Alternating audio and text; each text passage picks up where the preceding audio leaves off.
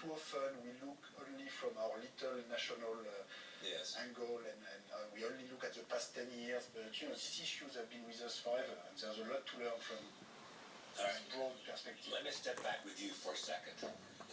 And you had a really extraordinary academic record.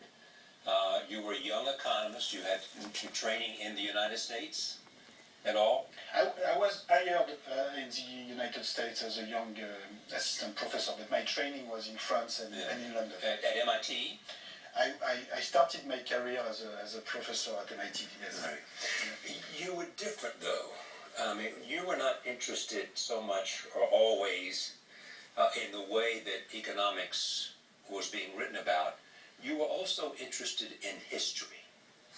Yes? Yes, that's right.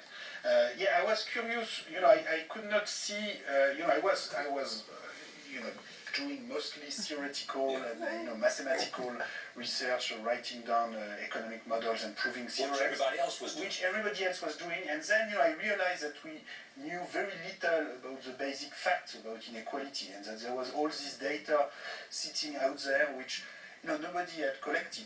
So Kuznets, who was an American, Ukrainian-born, but American economist in the 50s, had started doing that and had done this great work of putting together the data from the federal income tax in the US from 1913 to 1948. But then nobody, since the time of Kuznets, really had been pursuing this work, probably because this was too historical for economists, too economic for historians, and so nobody was really doing. So he gave you the model to go after the data you were looking for.